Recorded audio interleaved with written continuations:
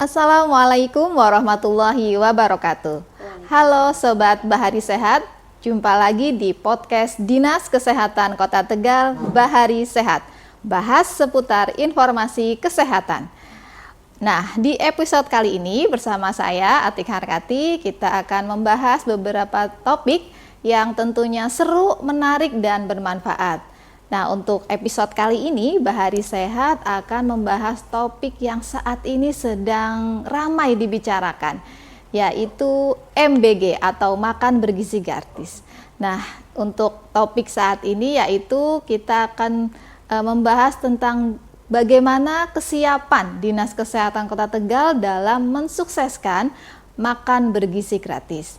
Untuk membahas topik ini, kita sudah menghadirkan narasumber yang berkompeten tentunya dari Dinas Kesehatan Kota Tegal, yaitu Ibu Ulfa Hasanah SKM. Apa kabar Ibu Ulfa? Alhamdulillah sehat Bu Ati. Iya. Senang bisa diundang di podcast Bahari Sehat Dinas Kesehatan Kota Tegal. Terima kasih. Iya, untuk kali ini kita akan bahas tentang MBG ya Bu Ulfa ya, yang saat ini sedang ramai. Jadi mungkin sebelum kita lebih jauh lagi mengobrolin tentang MBG ini, sebetulnya MBG ini apa ya Bu Ulfa?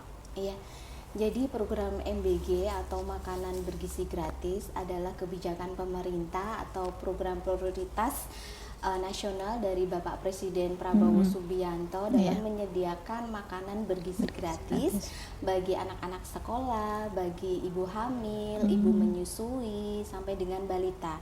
Tujuannya itu untuk mencegah stunting. Malnutrisi dan meningkatkan kesehatan anak-anak sekolah serta membangun generasi yang sehat, cerdas menuju Indonesia Sehat 2045. Dalam hal ini peran Dinas Kesehatan Kota Tegal itu lumayan Mbak Ati perannya ya. Jadi bagaimana menciptakan makanan bergizi gratis itu aman. Dalam hal ini untuk Dinas Kesehatan itu pada keamanan pangannya. Keamanan pangannya ya Bu ya. Pada keamanan pangannya sehingga bagaimana makanan itu tidak berisiko terjadinya keracunan. Gitu ya. Nah, salah satu peran dari Dinas Kesehatan yang pertama itu adalah memberikan pelatihan keamanan pangan siap saji bagi SPPG atau Satuan Pelayanan Pemenuhan Gizi atau istilahnya itu kalau SPPG biasanya ini ya belum familiar ya, istilahnya dapur MBG ya. Dapur ya, MBG. Kalau jalan-jalan itu kan ada gambar warna biru, ada tulisan MBG itu sebenarnya SPPG, dapur pengolahannya ya. Jadi kita sudah memberi setiap SPPG sebelum running itu kita akan bekali dengan pelatihan keamanan pangan siap saji. Dalam hal ini tujuannya itu agar setiap satuan SPPG ini, pelayanan pemenuhan gizi ini bisa mengimplementasikan prinsip-prinsip hygiene sanitasi sehingga produk makanan yang dihasilkan itu aman. Kemudian selain itu juga dari Dinas Kesehatan kita bekerja sama dengan sanitarian dan petugas gizi puskesmas. Kita selalu menggandeng mereka untuk melaksanakan pengawasan dan pembinaan dalam bentuk inspeksi kesehatan lingkungan di dapur. Jadi ketika kita inspeksi Bu Ati, kita melihat sarana sanitasinya, mulai dari lantainya, langit-langitnya, kemudian dindingnya, bagaimana proses pengolahannya, kemudian bagaimana kualitas airnya, sampai dengan penjamahnya atau relawannya. Jadi makanan itu juga harus perlu memperhatikan personel hygiene-nya. Ya. Jadi personel hygiene-nya itu harus sehat, kemudian bersih. Itu Mbak Ati. Selain itu juga peran Dinas Kesehatan itu kita akan mendampingi setiap SPPG untuk memiliki sertifikat SLHS karena setiap SPPG ini wajib memiliki sertifikat SLHS. Iya. SLHS itu apa Bu? Iya. SLHS adalah sertifikat layak hygiene sanitasi, di mana ini sebagai bukti tertulis ya, bukti tertulis bahwa SPPG ini sudah sesuai dengan standar baku dan persyaratan kesehatan lingkungan. Seperti itu. Jadi ternyata perannya cukup besar ya Dinas Kesehatan ini ya. Iya. Dan betul. terutama ini terkait dengan yang mungkin juga saat ini sedang banyak dibahas ya, adanya kasus-kasus keracunan. Nah, ini mungkin ada hubungannya dengan tadi ya, bagaimana kebersihan terus keamanan dalam proses. Kalau tadi disampaikan Bu Ulfa bahkan sampai kita harus dari Dinas Kesehatan bersama Puskesmas akan ngecek sampai ke langit-langitnya, dindingnya, itu ada syarat-syarat tertentu ya. Iya. Memang itu akan berpengaruh terhadap kualitas makanannya juga ya Bu ya? Iya, benar. Ini akan sangat berpengaruh terhadap kualitas pangan yang dihasilkan, Mbak Atik ya. Karena untuk pengolahan pangan ini harus menerapkan prinsip-prinsip hygiene sanitasi. Ada 6 prinsip. Ada 6 prinsip, apa aja itu? Ya, 6 prinsip. Yang pertama itu adalah pemilahan dan penerimaan bahan. Itu juga harus menerapkan prinsip-prinsip hygiene sanitasi. Kemudian yang kedua, bagaimana setelah bahan itu masuk disimpan. Jadi prinsip penyimpanan bahan. Kadang ada yang penyimpanan bahan makanan itu ternyata bersatu dengan makanan yang sudah tadi. Jadi itu sebetulnya menjadi titik resiko terjadinya kontaminasi silang. Jadi nggak gitu boleh harus dipisahkan ya antara bahan mentah dengan bahan matang. Betul, harus terpisah di area tersendiri. Kemudian pengolahannya. Yang ketiga ya ini ya. Iya. Yang ketiga pengolahannya harus sesuai dengan standar bakunya. Pengolahannya harus tempatnya harus bersih, kemudian peralatannya itu harus food grade ya, aman untuk pangan. Kemudian bahan bakunya juga harus aman. Ada izinnya, ada labelnya gitu. Kemudian prinsip yang keempat itu ada penyimpanan makanan yang sudah matang. Itu juga ada prosedurnya ya. Tadi ya tidak boleh bercampur dengan yang masih mentah atau bercampur dengan sumber pencemar seperti tempat sampah. Kemudian prinsip yang kelima itu adalah distribusi. Proses pengangkutan. Ya, proses pengangkutan itu juga harus diperhatikan ya. Untuk MBG ini untuk pengangkutannya itu ada SOP-nya, Bu Ati. Jadi dari dapur ke sekolah. Iya, itu tidak boleh lebih dari 20 menit. Kemudian food tray-nya atau omprengnya itu saat penyerahan juga tidak boleh diletakkan di atas lantai. Jadi sekolah itu harus menyediakan tempat khusus untuk transit food tray atau omprengnya, seperti itu. Kemudian yang terakhir adalah prinsip penyajiannya. Penyajian ini pada prinsipnya itu aman ketika makanan setelah matang itu tidak boleh lebih dari 4 jam. 4 jam. Ya, jadi harus segera dikonsumsi. Iya, harus segera dikonsumsi supaya aman, tidak menimbulkan resiko keracunan. Karena setiap 20 menit ya, informasi ya teman-teman, kalau misalkan makanan itu dibiarkan di suhu ruangan antara 5 sampai 60 derajat Celcius, maka bakteri kuman yang ada di makanan itu akan membelah menjadi 2 setiap 20 sampai 30 menit. Ya, setiap 20 sampai 30 menit. Bayangkan kalau sampai dengan lebih dari 4 jam. Sebetulnya kalau makanan yang lebih dari 4 jam dan itu makanan siap saji, itu sebetulnya sudah banyak bakterinya, kandungan bakterinya sudah tidak layak lagi. Jadi ya. Untuk penyajian memang sebaiknya disajikan dimakan sebelum 4 jam. 4 jam berarti ya, yang fresh ya. Iya. Ternyata banyak sekali ya Bu Ulfa. Maksudnya dari mulai kita memilih, dari mulai dapur MBG ini memilih, mengolah, menyimpan, mengolah, menyajikan, bahkan sampai tadi ya sampai dikonsumsi oleh anak-anak ini juga harus terjaga ya, harus terstandar. Dan itu yang berpengaruh terhadap terjadinya kejadian-kejadian yang sekarang viral itu ya. Kalau dirangkum itu ada upaya untuk mencegah keracunan. Ya kalau dirangkum itu kita harus memperhatikan aspek yang tadi ya, bangunannya, sarana bangunannya, dari sarana sanitasinya, tempat sampah, wastafel, air gitu ya. Kemudian yang kedua itu aspek penjamahnya atau karyawannya. Dari gitu ya. Karena orangnya itu sebetulnya menjadi sumber pencemaran. Kalau dia tidak menggunakan APD ya, sarung tangan, kemudian tidak cuci tangan, apalagi tidak cuci tangan, habis gosok-gosok gitu ya, garuk-garuk, langsung kontak dengan makanan itu jadi sumber penularan, sumber pencemar bakteri. Setelah itu ada aspek dari bahannya, jadi pemilihan bahan baku itu juga sangat penting ya, karena ini juga akan menentukan kualitasnya nanti setelah matang. Setelah bahan itu peralatannya harus bersih, food grade dan steril pencucian. Gitu. Kalau ini aman sesuai dengan prinsip-prinsip SOP gitu ya, Insya Allah aman ya, tidak ada kejadian-kejadian. Nah, kalau ini tadi dari sisi dapurnya ya. Kalau karena MBG ini kan juga tidak hanya ya, walaupun mungkin peran yang besar itu pengolahan makanannya di dapurnya ya Bu Ulfa ya, tapi ketika sudah sampai di sekolah, bagaimana nih peran dari sekolah dan mungkin juga siswa ya, orang tua, agar program MBG ini bisa tadi ya tepat sasaran dan juga aman, sehat dan tercapai tujuannya. Itu gimana peran dari sekolah? Oh ya, peran dari sekolah dan siswa dan orang tua ya, berarti ya.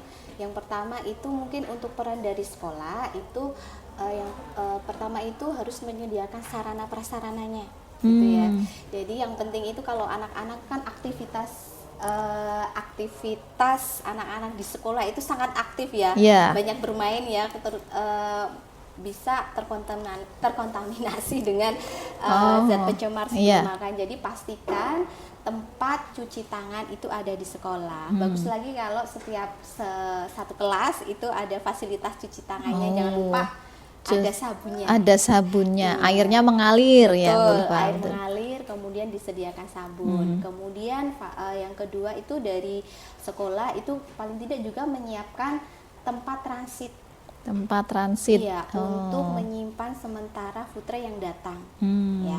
Nah, karena food tray itu atau omprengnya itu tidak boleh diletakkan di bawah lantai. Ya, karena bisa risiko tercemar oleh debu di sekitar lingkungan. Jadi sebaiknya menyiapkan tempatnya, ditaruh di atas meja. Jangan di bawah lantai itu. Kemudian yang kedua itu ini ya, menyediakan sarana tempat sampah.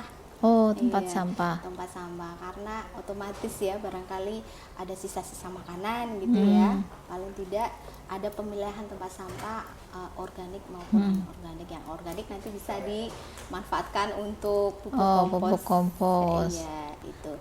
Kemudian yang penting lagi ini Bu Atik. Jadi kami juga sudah berkoordinasi dengan Dinas Pendidikan untuk membentuk tim pengawas atau satgas tingkat sekolah.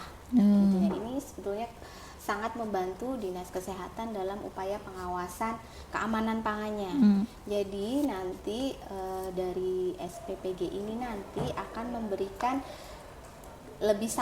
kelebihan satu untuk bahan uji organoleptik. Jadi sebelum diberikan ke siswa. Sebelum siswa ini makan gitu ya, istilahnya ada screening dulu gitu ya.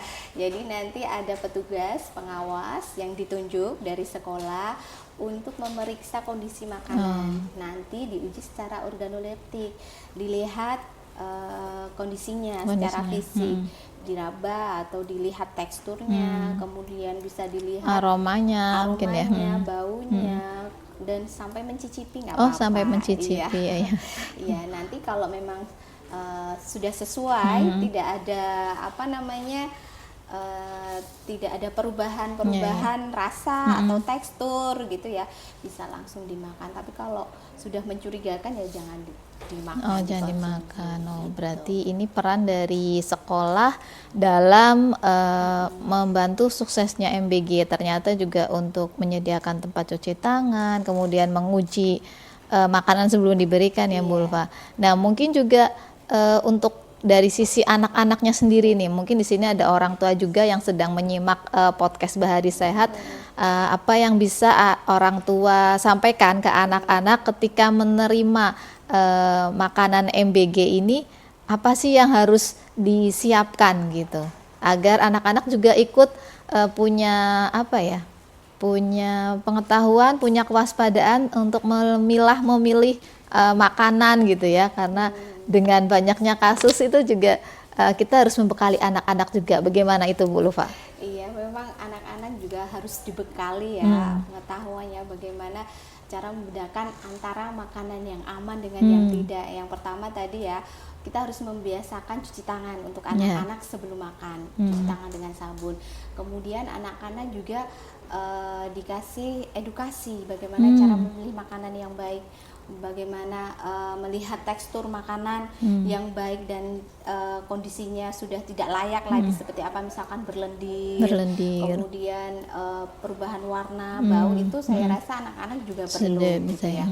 Kemudian ini minta tolong dari orang tuamu dan bu guru ya, orang tua dan guru. Anak-anak itu mohon maaf jangan membawa makanan MBG dibawa pulang. Ya, jangan. Jadi makanan MBG itu ya harusnya dimakan di sekolah, jangan sampai dibawa pulang, karena makanan siap saji itu makanan yang istilahnya masa kadaluarsanya itu pendek gitu ya.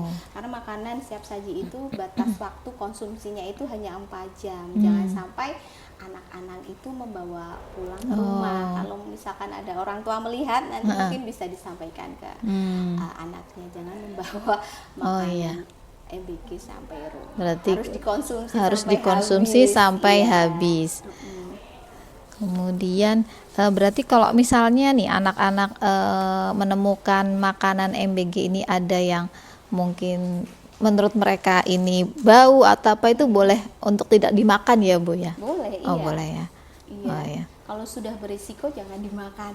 Gitu ya. Iya, nanti bisa resiko terjadinya keracunan, karena sekarang keracunan lagi in-innya ya. Iya, lagi ramai. Iya. Nah itu kalau misalnya nantinya ada kasus-kasus yang memang sekarang ini juga sudah marak, antisipasi apa yang dilakukan oleh Dinas Kesehatan Kota Tegal untuk upaya mencegah dan mengendalikan, misalnya jika ternyata terjadi ya Bu ya, semoga saja tidak ya. Yang terjadi. Iya, jadi apa ya, mitigasinya dari Dinas Kesehatan itu bagaimana? Iya. Jadi sebetulnya pencegahan upaya keracunan pangan itu adalah tugas kita bersama ya. Tapi dalam hal ini Dinas Kesehatan memang menjadi sentra ya. Punya peranan penting dalam keamanan pangannya sendiri. Nah, di Dinas Kesehatan sendiri Mbak Ati, kita sudah memiliki tim gerak cepat TGC. Tim gerak cepat TGC. Tim gerak cepat TGC di Dinas Kesehatan sampai dengan di tingkat puskesmas. Sudah memiliki tim TGC, dan kita juga sudah memiliki SOP jika terjadi keracunan pangan di tingkat sekolah gitu ya. Jadi misalkan nantinya kalau ada indikasi keracunan pangan di sekolah, nanti dari pihak sekolah bisa melapor ke petugas kesehatan, dalam hal ini puskesmas, dan nanti dari puskesmas berkoordinasi dengan Dinas Kesehatan Kota Tegal akan turun melakukan penyelidikan atau investigasi melalui wawancara. Kemudian kita juga akan mengamankan makanan yang diduga menyebabkan keracunan. Kemudian juga akan tim Satgas itu kan, tim TGC itu terdiri dari tenaga medis, kesehatan lingkungan, nanti ada dokter. Nah, kalau misalkan nanti ada indikasi anak-anak itu keracunan, misalkan mual, muntah, nanti bisa ditangani oleh tim dokter dari TGC itu. Berarti sudah lengkap ya, dari hulu sampai ke hilir sudah dipersiapkan nih oleh Dinas Kesehatan, dari mulai menjaga dari dapur sampai ke anak-anak sampai ke sekolah, dan juga antisipasi ketika misalnya terjadi hal-hal yang tidak diinginkan dari ya. Dari hulu sampai hilir. Dari hilir kembali. Ya, karena rantai makanan itu panjang sekali ya, dari SPPG sampai diterima dan dimakan oleh oleh penerima sasaran ya, anak sekolah. Oke. Baik Bu Ulfa, sudah cukup lengkap informasi yang diberikan. Mungkin sebelum kita tutup boleh ada pesan-pesan kunci yang penting untuk diingat dan juga diterapkan oleh para pendengar dari podcast Bahari Sehat terkait MBG ini, Bu Ulfa. Silakan. Ya, baik Bapak Ibu sekalian, program MBG adalah hak dan tanggung jawab kita bersama ya. Program MBG selain dari sisi kesehatan, sisi keamanan pangan siap saji itu merupakan faktor yang sangat penting untuk diperhatikan gitu ya. Dengan ini upaya untuk menciptakan pangan yang aman dan sehat harus segera dilaksanakan, terutama dalam menerapkan prinsip-prinsip higien sanitasi mulai dari penerimaan bahan, kemudian penyimpanan, pengolahan, penyimpanan bahan pangan, pengangkutan sampai dengan penyajian itu harus aman. Dipastikan rantai pangan dari awal sampai akhir itu sudah sesuai dengan standar SOP yang dijalankan. Insya Allah kalau semuanya sesuai dengan prosedur, sesuai dengan prinsip keamanan pangan, makanan yang disajikan oleh dapur MBG dalam hal ini SPBG tentu saja akan aman dikonsumsi oleh anak-anak, sehingga betul-betul bisa mencegah kasus stunting di Kota Tegal. Itu saja. Iya, setuju sekali Bu Ulfa, dan tadi juga sudah disampaikan Dinas Kesehatan sudah mempersiapkan dengan sangat matang, jadi tidak perlu ada kekhawatiran. Tinggal kita juga mungkin mengingatkan ya untuk para orang tua dan anak-anak membiasakan cuci tangan dan mengecek makanan yang diterima dan tidak ragu untuk melaporkan jika ada yang mencurigakan. Gitu ya Bu Ulfa. Iya. Terima kasih banyak Bu Ulfa atas informasi yang diberikan. Semoga apa yang diharapkan, tujuan besar dari program MBG betul-betul bisa mencapai generasi unggul, generasi emas di 2045. Baik, itu saja. Sama-sama. Ya, salam sehat. Nikmat.